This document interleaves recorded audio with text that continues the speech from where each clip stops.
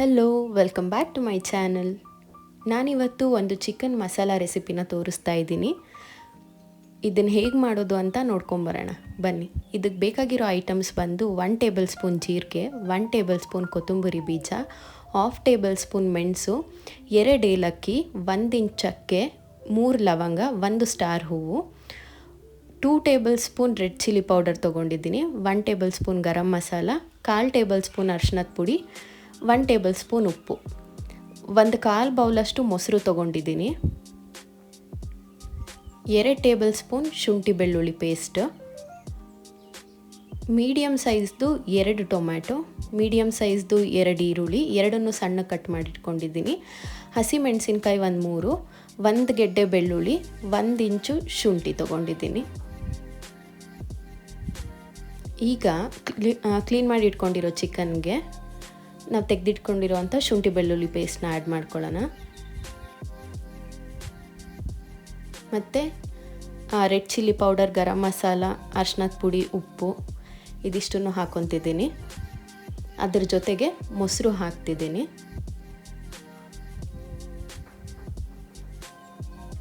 ಇದಿಷ್ಟನ್ನು ಹಾಕಿ ಚೆನ್ನಾಗಿ ಮಿಕ್ಸ್ ಮಾಡಿ ಒಂದು 30 ಮಿನಿಟ್ಸ್ ಮ್ಯಾರಿನೇಟ್ ಮಾಡಬೇಕಾಗತ್ತೆ. ಅದು ಮೊಸರೆಲ್ಲ ಯೂಸ್ ಮಾಡಿರೋದ್ರಿಂದ ಚಿಕನ್ ಸಾಫ್ಟಾಗಿ ಚೆನ್ನಾಗಿ ಬರುತ್ತೆ, ಮಸಾಲೆ ಎಲ್ಲ ಚೆನ್ನಾಗಿ ಹಿಡ್ದಿರುತ್ತೆ. 30 ಮಿನಿಟ್ಸ್ ಈ ಥರ ಚೆನ್ನಾಗಿ ಮಿಕ್ಸ್ ಮಾಡಿ ಸೈಡಲ್ಲಿಡೋಣ, ಮ್ಯಾರಿನೇಟ್ ಆಗಲಿ.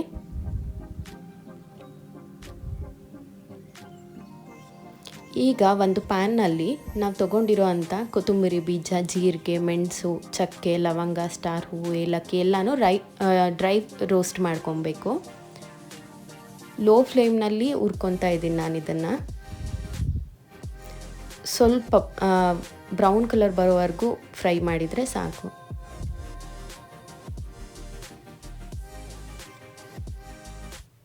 ತುಂಬ ಫ್ರೈ ಮಾಡೋದು ಬೇಡ, ಸ್ವಲ್ಪ ಬ್ರೌನಿಷ್ ಬರೋವರೆಗೂ ಫ್ರೈ ಮಾಡಿದರೆ ಸಾಕು. ಈಗ ಒಂದು ಕುಟಾಣಿ ತೊಗೊಂಡು ಹಸಿಮೆಣಸಿನ್ಕಾಯಿ, ಶುಂಠಿ, ಬೆಳ್ಳುಳ್ಳಿನ ಜಚ್ಕೊಬೇಕು. ಇದನ್ನು ತುಂಬ ನುಣ್ಣಗೆ ಪೇಸ್ಟ್ ಮಾಡೋದು ಬೇಡ, ಜಸ್ಟ್ ಜಬ್ಬಿದ್ರೆ ಸಾಕು, ಅದು ಬಾಯಿಗೆ ಸಿಗಬೇಕು, ಆ ಥರ ಜಬ್ಕೊಬೇಕು. ಮಿಕ್ಸಿಲಿ ಹಾಕಿದರೆ ಫೈನ್ ಪೇಸ್ಟ್ ಆಗೋಗುತ್ತೆ, ಸೊ ಕುಟಾಣಿಲೇ ಇದನ್ನು ಜಬ್ಕೊಂಡ್ರೆ ಸಾಕು. ನಾನು ತೋರಿಸ್ತೀನಿ ಇದು ಯಾವ ಥರ ಅಂತ. ನೋಡಿ, ಈ ಥರ ಜಬ್ಕೊಂಡ್ರೆ ಸಾಕು. ಓಕೆನಾ? ಇವಾಗ ಅದು ಹುರಿದಿಟ್ಟಿದ್ದಂಥ ಎಲ್ಲ ಐಟಮ್ಸು ತಣ್ಣಗಾಗಿದೆ. ಇದನ್ನು ನೀಟಾಗೆ ಪುಡಿ ಮಾಡ್ಕೊಳ್ಳೋಣ.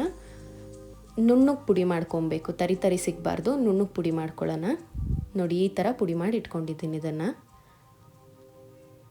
ಈಗ ಒಂದು ಪ್ಯಾನಲ್ಲಿ 5 ಟೇಬಲ್ ಸ್ಪೂನ್ ಎಣ್ಣೆ ಹಾಕಿದ್ದೀನಿ. ಅದಕ್ಕಾದ ಮೇಲೆ ಜೀರಿಗೆ ಹಾಕ್ತಾಯಿದ್ದೀನಿ. ಅದರ ಜೊತೆಗೆ ಈಗ ಜಬ್ಬಿಟ್ಕೊಂಡಿದ್ವಲ್ಲ ಆ ಶುಂಠಿ, ಬೆಳ್ಳುಳ್ಳಿ, ಹಸಿಮೆಣಸಿನ್ಕಾಯಿ ಆ ಪೇಸ್ಟ್ನ ಹಾಕ್ತಾಯಿದ್ದೀನಿ. ಇದನ್ನು ಲೋ ಫ್ಲೇಮ್ನಲ್ಲೇ ಫ್ರೈ ಮಾಡ್ಕೊಳ್ಳೋಣ, ಹಸಿ ವಾಸನೆ ಹೋಗೋವರೆಗೂ ಫ್ರೈ ಮಾಡ್ಕೊಬೇಕಾಗತ್ತೆ. ನೋಡಿ, ಲೋ ಫ್ಲೇಮ್ನಲ್ಲೇ ಈ ಥರ ಫ್ರೈ ಮಾಡ್ಕೊತಾ ಇದ್ದೀನಿ.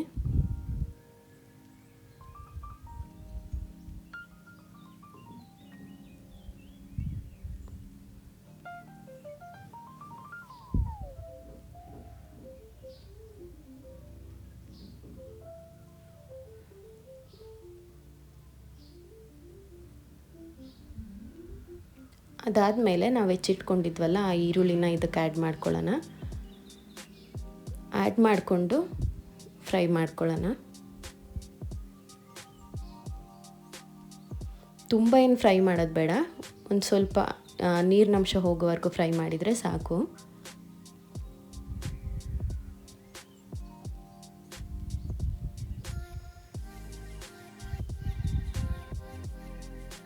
ನೋಡಿ, ಈ ಥರ ಫ್ರೈ ಆಗಿದೆ. ಇದಾದಮೇಲೆ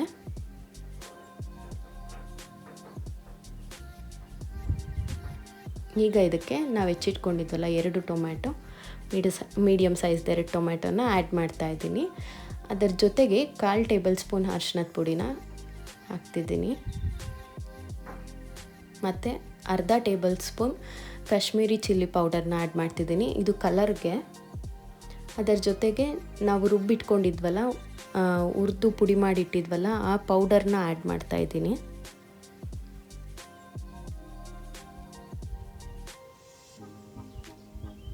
ಮೀಡಿಯಮ್ ಫ್ಲೇಮ್ನಲ್ಲೇ ಫ್ರೈ ಮಾಡ್ಕೊಳ್ಳೋಣ.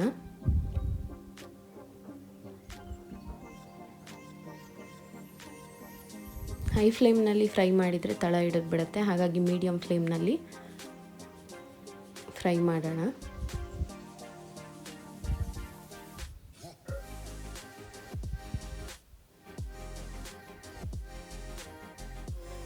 ಈಗ ಸ್ವಲ್ಪ ಉಪ್ಪನ್ನ ಹಾಕ್ತಾಯಿದ್ದೀನಿ, ಒಂದು ಅರ್ಧ ಟೇಬಲ್ ಸ್ಪೂನಷ್ಟು ಉಪ್ಪನ್ನ ಆ್ಯಡ್ ಮಾಡ್ತಾಯಿದ್ದೀನಿ. ಇದಕ್ಕೆ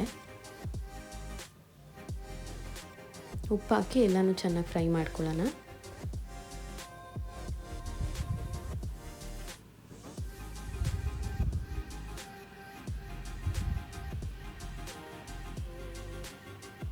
ನೋಡಿ, ಈ ಥರ ಫ್ರೈ ಮಾಡ್ಕೊಬೇಕು.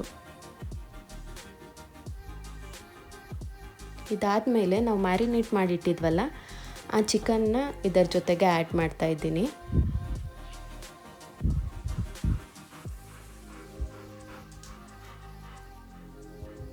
ಆ್ಯಡ್ ಮಾಡಿ ಅದೇ ಪಾತ್ರೆಗೆ ಸ್ವಲ್ಪ ನೀರು ಹಾಕಿ ಇದರ ಮೇಲೆ ಹಾಕ್ತಿದ್ದೀನಿ.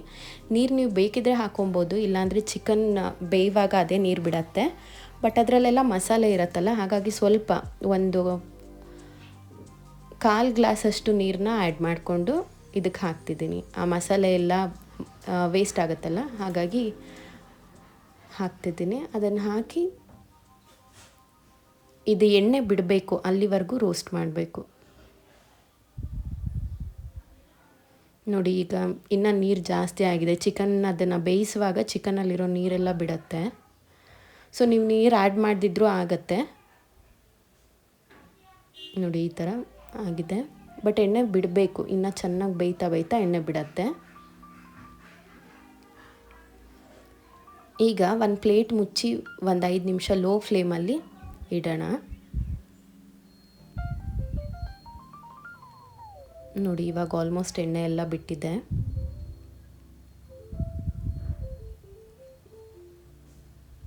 ಈಗ ಒಂದು ರೌಂಡ್ ಮಿಕ್ಸ್ ಮಾಡ್ಕೊಳ್ಳೋಣ.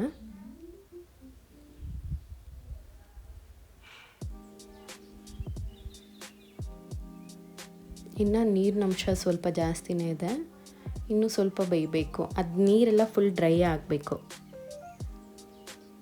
ನೋಡಿ, ಇನ್ನು ಸ್ವಲ್ಪ ಹೊತ್ತು ಬಿಟ್ಟ ಮೇಲೆ ಈ ಥರ ಆಗಿದೆ.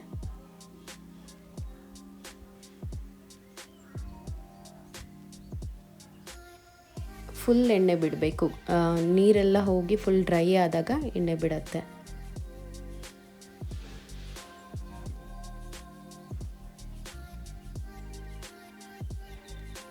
ಈಗ ಇದ್ರ ಮೇಲೆ ಕೊತ್ತಂಬರಿ ಸೊಪ್ಪು ಹಾಕೋಣ.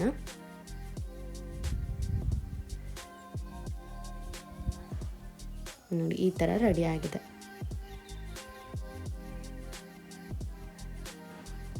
ನೀವು ಟ್ರೈ ಮಾಡಿ, ಹೇಗಿತ್ತು ಅಂತ ಕಮೆಂಟ್ ಮಾಡಿ.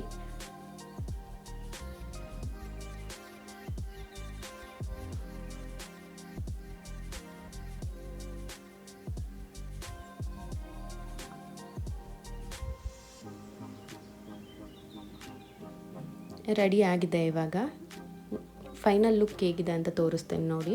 ನೀವು ಒಂದ್ಸಲ ಟ್ರೈ ಮಾಡಿ, ಹೇಗಿತ್ತು ಅಂತ ಕಮೆಂಟ್ ಮಾಡಿ.